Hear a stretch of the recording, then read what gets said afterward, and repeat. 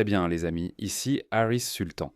Donc, le plus grand imam d'Amérique, sans doute imam, érudit, influenceur, peu importe comment vous voulez l'appeler. Le docteur Omar Suleiman se plaint qu'il y a une explosion d'islamophobie en ligne. Alors, laissez-moi vous lire son tweet. Donc, l'explosion de contenu islamophobe sur mon fil, avec des extraits déformés de moi-même et de beaucoup d'autres. Des imams et des mosquées qui mettent en garde contre des invasions et des prises de contrôle, c'est tout simplement insensé. Cette application cherche clairement à provoquer quelque chose. Donc tout d'abord, je pense qu'il accuse Elon Musk d'essayer de provoquer quelque chose. Non, ce n'est pas Elon Musk. D'accord. Le mérite revient à de nombreux héros méconnus comme moi qui ont inlassablement tenté d'éduquer les Occidentaux sur les dangers de l'islam. Donc non, ce n'est pas Elon Musk. Elon Musk a simplement créé une plateforme où les gens ne sont pas censurés. La raison pour laquelle, à chaque fois qu'un musulman tente de promouvoir sa religion en disant qu'elles ont des campagnes, regardez comme l'islam est beau. Ensuite, vous voyez une explosion de contenu islamophobe affirmant n'était-ce pas votre prophète qui a épousé une fille de 9 ans? Donc ces faits simples et mineurs ont été tellement popularisés par des gens comme moi et beaucoup d'autres que ces personnes taronnant n'arrivent tout simplement pas à passer outre. Et ils n'ont aucune réponse à cela. Ils ont épuisé toutes les options, donc je peux comprendre leur frustration. Traversons l'océan vers l'Amérique, mon autre pays préféré. Donc ce n'est pas Elon Musk qui essaye de faire quelque chose, ça n'a rien à voir avec Elon Musk. C'est simplement lié au fait que de plus en plus de personnes sont maintenant conscientes de l'islam. Pourquoi est-ce que, lorsque nous regardons beaucoup de musulmans, ils semblent avoir une certaine tolérance pour le mariage des enfants, les mariages forcés femmes-toi mariage, les mariages entre cousins. Considérer les femmes comme citoyennes de seconde zone et les couvrir de sacs poubelles. Pourquoi? Aujourd'hui, on peut s'informer. Heureusement, nous avons aussi des intelligences artificielles comme Grok, moins politiquement correctes que ChatGPT. Je crois que ChatGPT a un peu changé, ou il a peut-être abandonné avec moi car je le sollicite trop. Avant, ChatGPT était très éveillé, mais plus maintenant, du moins avec moi. Je ne sais pas pour les autres. Donc, étant musulman, même s'il est né et a grandi en Amérique, il ne pouvait pas s'empêcher de blâmer les juifs. Donc, il retweet une femme musulmane. Il y a eu littéralement une réunion où il a été décidé d'attiser les flammes de l'islamophobie pour détourner l'attention du génocide israélien et de la violence raciste irrémédiable du sionisme. C'est la seule méthode qui a déjà fonctionné et ils savent qu'elle marchera encore si vous les laissez. Simplification excessive? Non. Il n'y a pas eu de réunion, ou du moins pas à ma connaissance. Nous le savions. Le type de contenu que nous produisons depuis de nombreuses années. Par exemple, David Wood fait cela depuis 2005. Il a averti les Américains en 2005 que Dearborn allait tomber si nous n'arrêtions pas cette invasion d'islamistes. Oui, les missionnaires comparaîtront au tribunal ce matin et affirment n'avoir rien fait de mal, accusant les policiers d'avoir dépassé les limites. 4 missionnaires chrétiens arrêtés à Dearborn lors d'un festival arabe. Et aujourd'hui, les missionnaires comparaîtront devant le tribunal pour se défendre, parce qu'ils pensent avoir été arrêtés parce qu'ils sont chrétiens. La ville dit qu'ils ont été sanctionnés pour trouble à l'ordre public. Ces personnes veulent perturber les événements et déformer la réalité. Ils veulent attiser les émotions contre les musulmans et c'est leur mission principale. Nous y allons dans le but d'engager un dialogue avec les musulmans. Nous croyons que Jésus est le seul chemin. Des vidéos de l'arrestation ont été publiées sur YouTube. Le maire de Dearborn dit qu'il y a une zone de liberté d'expression désignée au festival et que les missionnaires chrétiens ne s'y trouvaient pas. Il dit qu'une tempête arrivait et que la police tentait de maîtriser la situation. Le groupe dit qu'il filmait au cas où quelqu'un essaierait de déformer leurs actions. La maire estime que le groupe voulait une confrontation. La foule devient de plus en plus grande et c'est ce que la police a dit. Il faut la disperser. Ils ont refusé de le faire et ils ont refusé d'obéir aux ordres de la police. Ils ont été verbalisés pour trouble à l'ordre public et refus d'obtempérer à un agent. Soudainement, nous nous faisons tous arrêter et nous découvrons qu'on nous accuse de harceler des gens, d'insulter des gens et de condamner des gens. Et nous avons demandé au commissariat de nous rendre nos caméras qui prouvent ce qui s'est passé. Regardez ça. Ceci est à Dearborn, Michigan aujourd'hui. Si vous aviez écouté David Wood à l'époque, cela ne serait pas arrivé. Oh mon Dieu, comment cela peut-il être l'Amérique? Ce n'est pas l'Amérique, en fait c'est tout le contraire de l'Amérique. Faites-les sortir, faites-le sortir. Et voulez-vous voir à quoi ressemble le Minnesota maintenant? Laissez-moi vous montrer ceci. Puis ils disent: Oh, c'est de l'islamophobie. Non, c'est une préoccupation réelle et légitime. Regardez ça. Et Wokeness a publié ceci. C'est une école publique à Minneapolis. Regardez ça. C'est une école publique à Minneapolis. Oh là là. Waouh, qu'est-ce que c'est? Sérieusement? Qu'est-ce que c'est? Pas un seul blanc. Oh, il y a une femme blonde là-bas qui doit être enseignante. Et une autre personne blanche là-bas? D'accord, donc ce doivent être des enseignants. Il n'y a pas un seul enfant blanc. Qu'est-ce qui s'est passé? Qu'est-ce qui s'est passé, bon sang? Et ce n'est pas une question de race, parce que les Américains vivent aux côtés des Noirs depuis très longtemps. Mais les Afro-Américains sont des Américains. Ils se considèrent comme des Américains. Oui, ils ont une sous-culture au sein de l'Amérique, ce qui est un sujet à part. Mais regardez-les, la moitié d'entre eux portent des hijabs. Regardez ça, en quoi est-ce américain? Qu'est-ce que c'est? Combien de hijabs? Regardez ça. Qui vont-ils devenir en grandissant? Ilhan Oumas. Ils vont devenir Ilhan Oumas. Oh, comme cette femme, celle qui s'en plaint. Regardons-la. Regardez-la. Oh, quelle vraie américaine pure souche elle est. Elle dit: qu'ont fait ces enfants somaliens pour mériter la haine? Non, les enfants ne méritent pas de haine. Nous ne détestons personne. Nous détestons le fait que des personnes issues de cultures viennent ici alors qu'elles sont antithétiques aux valeurs américaines ou occidentales. Donc quand ils grandissent, ils créent leur propre ghetto, ils créent leur propre sous-culture qui n'est pas en accord avec la culture américaine ou britannique. Nous avons déjà vu cela. Nous n'avons pas besoin de réinventer la roue, nous n'avons pas besoin de retourner dans les années 80 et de dire: oh, vous savez, tous les êtres humains sont égaux. Mettons-les tous ensemble dans une même banlieue et voyons ce qui se passe. Nous avons déjà vu cela. C'est la raison pour laquelle l'islamophobie est en hausse, parce que ces musulmans qui s'installent dans les pays occidentaux font cela et disent cela.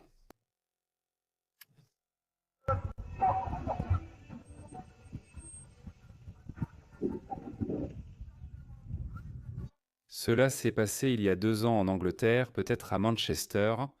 Ces musulmans nés et élevés en Angleterre, qui ont pris une caravane, sont passés dans un quartier juif et c'est ce qu'ils ont dit. D'accord, tu veux en voir plus? Donc ce n'est pas contre ces enfants somaliens, c'est contre la culture qui est importée. Écoute ce musulman. Et ne te lie d'amitié avec personne sauf un bon croyant. Ne te lie pas d'amitié avec un Américain ou un Britannique. Lie-toi d'amitié avec un bon croyant, c'est-à-dire un musulman. Ne partage ta nourriture qu'avec une personne pieuse. Ne le laisse pas déformer. Ici, pieux et croyant signifient un bon musulman. Nous n'avons pas cette loi-là et cette amitié avec les koufars. Oui. Nous n'avons pas C'est-à-dire vous, Américains et Britanniques ordinaires. traîné avec les koufars. Tu sais, allons jouer au billard. Bob, Bob. viens jouer à la Xbox avec moi. Tu es mon ami. Non. Ce n'est pas le voilà avec les koufars. Oui, je me souviens. J'ai encore beaucoup à dire. J'attendais ce moment. Et forcer les musulmans à adopter leurs valeurs britanniques. Non, on n'aime pas votre culture. Nous aimerions profiter de votre aide sociale. On aimerait bien vous prendre de l'argent. C'est ce qui se passe. C'est contre ça que les gens commencent à se réveiller. Alors, on n'aime pas vos jeux d'argent, votre homosexualité, votre promiscuité et vos lois faites par l'homme. Vous représentez le mode de vie américain et britannique. On n'aime pas ça. Foutez le camp. C'est ce qu'ils disent. Et ils disent: oups, pourquoi les gens commencent-ils à détester l'islam et les musulmans? Comme c'est mignon, mais ce n'est pas ça. Ils créeraient donc leurs enclaves, de mini-villes ou mini-ghettos où ils imposent leurs règles. Et puis ils prennent de l'assurance et font ça. Écoutez bien ça. Les chrétiens anglais de Leicester doivent écouter l'appel à la prière islamique 5 fois par jour provenant de 70 mosquées différentes. Écoutez ceci.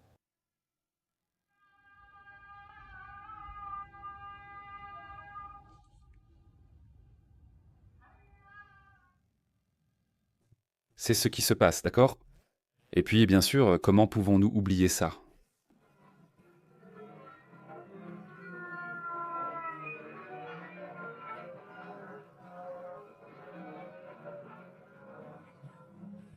D'accord? Et cela se passe aussi en Amérique.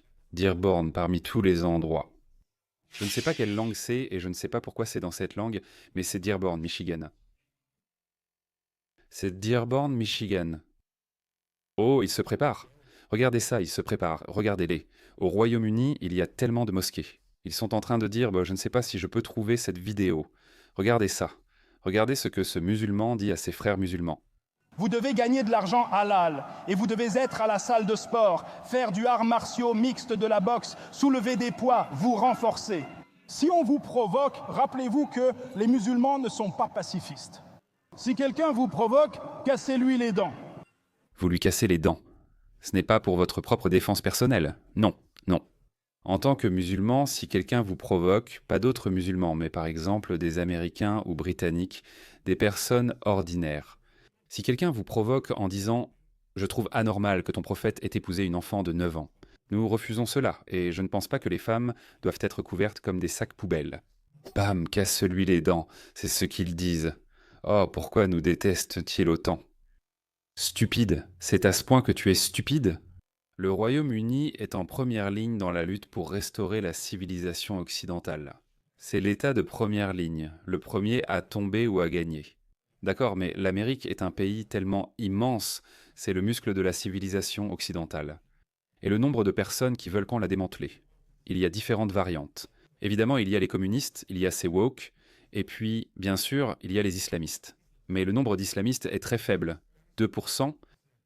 Cela peut augmenter très vite en une génération, soit en 20 ans. Ronald Reagan a-t-il dit « Nous ne sommes qu'à une génération de perdre la liberté ». Donc oui, en 20 ans, ce chiffre peut doubler, puis doubler à nouveau. C'est la tendance que nous avons remarquée au Royaume-Uni. Donc cela peut arriver très rapidement. Mais heureusement, en Amérique, nous avons ce genre de personnes. S'il vous plaît, Amérique, s'il vous plaît, ne perdez pas votre identité américaine. Kennard, oui, Kennard, oui. Je me moque de ta religion parce que tu t'inclines devant la tombe d'un pédophile stupide. Tu as besoin de Jésus. Notre Père céleste, que ton nom soit sanctifié, que ton règne vienne et que ta volonté soit faite sur terre comme au ciel. Donne-nous aujourd'hui notre pain quotidien. Pardonne-nous nos offenses, comme nous pardonnons aussi à ceux qui nous ont offensés. Et ne nous soumets pas à la tentation, mais délivre-nous du mal. Car c'est à toi qu'appartiennent le règne, la puissance et la gloire pour les siècles des siècles. Amen. Il n'y a qu'un seul nom sous le ciel par lequel un homme peut être sauvé, et c'est Jésus. Ce n'est pas Mahomet. Ce n'est pas un pédophile parfait qui a épousé une fillette de 6 ans et qui a tué, pillé et violé des pays entiers pour les soumettre. Et cela n'arrivera pas au Texas. Cela n'arrivera pas aux États-Unis d'Amérique. Nulle part ailleurs en Europe ou dans le monde occidental. Cela peut sembler grossier, mais la seule raison pour laquelle ces musulmans ne ripostent pas ou n'attaquent pas. Comme l'a dit le précédent intervenant, nous ne sommes pas des pacifistes. Ils ne sont pas des pacifistes, c'est parce qu'ils savent que ce n'est pas le bon moment pour appuyer sur la gâchette. Ils seront détruits, anéantis en Amérique s'ils essaient de le faire. Au Royaume-Uni, les gens n'ont pas d'armes à feu. Les Britanniques de souche commencent à se réveiller. C'est pourquoi je dis que le Royaume-Uni est un État de première ligne dans ce combat pour reprendre la Grande-Bretagne ou la civilisation occidentale. Mais vous savez, ça c'est un peu du 50-50, parce qu'on ne sait pas. Oh non, c'est plus que du 50-50. Je suis convaincu que la Grande-Bretagne retrouvera son identité. Mais ce ne sera pas beau, ce sera vraiment laid, avec beaucoup de politique et de coups bas. De nombreux nouveaux partis vont émerger puis disparaître. Des temps très passionnants arrivent en Grande-Bretagne. Mais l'Amérique, vous n'êtes pas obligé de suivre cette voie. S'il vous plaît, changez la culture. Donc pour répondre à ce clown, le docteur Omar Suleiman qui se plaint qu'il y a tellement de... Je ne sais pas ce qui se passe. Pourquoi? Pourquoi les gens deviennent-ils si islamophobes? Les gens ne deviennent pas islamophobes, mais conscients de l'islam. Ils savent ce que signifie l'islam. Ils savent ce qui se passe quand on accueille l'islam dans son pays. Ils savent ce qui arrive. Ils savent ce qui suit après cela. Agression, ghetto, menaces de prise de contrôle, violences liées à la charia, ce n'est pas joli. Voilà pourquoi cela arrive et continuera. Ce n'est pas de l'islamophobie. Regardez ça, voilà ce qui se passe. Regardez ça, cette nouvelle histoire vient tout juste de sortir en Australie, mon pays. Regardez ça. La polygamie est illégale en Australie. Mais ces gens-là s'en fichent. Les musulmans ignorent les lois, coutumes et cultures locales. C'est pourquoi j'ai dit que... peu importe où ils vont, ils s'en fichent. Mais la bonne nouvelle, c'est que le public prend conscience de leurs activités. Regardez ceci. Centrelink serait apparemment impliqué. Centrelink, c'était notre département d'aide sociale qui verse des allocations aux personnes appelées assistées de naissance. À mon avis, seules les personnes qui s'occupent des personnes âgées, ou les personnes âgées elles-mêmes, ou les mères célibataires qui ne peuvent pas sortir travailler, devraient en bénéficier. Il est clair que nous devons favoriser un environnement incitant plus d'Australiens à avoir des enfants. Mais comme partout ailleurs en Australie, les musulmans qui font 7, 8, 9, 10 enfants. Ils touchent d'importantes allocations sociales par enfant, avec 7 ou 8 enfants par femme et jusqu'à 4 femmes. Regardez. Centrelink verserait apparemment plusieurs allocations conjugales à des familles islamiques ayant 2 ou 3 femmes. News Corp rapporte que l'agence d'aide sociale refuse de recueillir des données sur les mariages polygames selon la loi islamique. Les responsables affirment que ces versements visent à économiser l'argent des contribuables en évitant la pension de parents isolés qui coûte plus cher. Les règles actuelles permettent également aux secondes épouses de demander plusieurs allocations familiales pour les enfants vivant sous le même toit. Ayez 3 épouses, obtenez une maison de 3 chambres, une chambre pour chacune. Elle peut garder 2 ou 3 enfants tout en percevant vos allocations sociales. Pourquoi tolérons-nous cela? Pourquoi expulser?